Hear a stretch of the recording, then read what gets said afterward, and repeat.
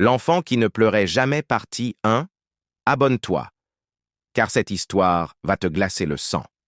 Il y a longtemps, dans un village reculé du nord du Sénégal, près de la frontière mauritanienne, vivait une femme nommée Rama.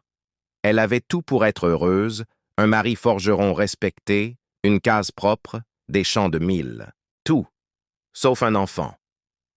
Chaque matin, en allant chercher l'eau au puits, Rama croisait les autres femmes avec leur bébé attaché dans le dos.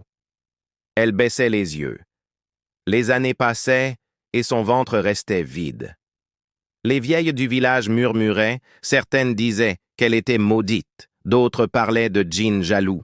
Un soir de saison sèche, alors que le vent du Sahara soufflait fort et que les chiens aboyaient sans raison, Rama entendit un bruit étrange devant sa porte. Un bruit doux comme un souffle. Elle ouvrit. Là, posé sur une natte usée, un bébé. Un petit garçon au teint clair, aux yeux noirs profonds, enveloppé dans un pagne blanc. Mais quelque chose la troubla immédiatement. L'enfant ne pleurait pas. Il la fixait juste, sans un son, sans une larme. Rama regarda autour d'elle. Personne. Le village dormait. Elle prit le bébé dans ses bras et rentra. Son mari, Moussa, se réveilla. D'où vient cet enfant? Je ne sais pas. Il était devant la porte. On doit prévenir le chef du village demain.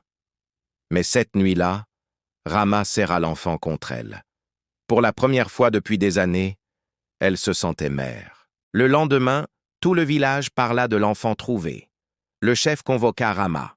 « Cet enfant n'est pas normal, » dit une vieille femme. « Il ne pleure pas, il ne bouge presque pas. C'est un signe. » Rama serra le bébé plus fort. « Si personne ne le veut, je le garde. Dieu me l'a envoyé. » Le chef accepta, mais il posa une condition. « Si quoi que ce soit d'étrange arrive, tu devras nous le dire. » Rama appela l'enfant Ibrahima. Les mois passèrent.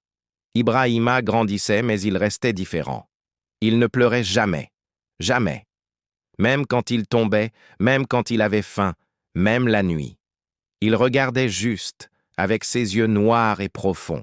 Et il ne tombait jamais malade. Pas de fièvre, pas de toux, rien.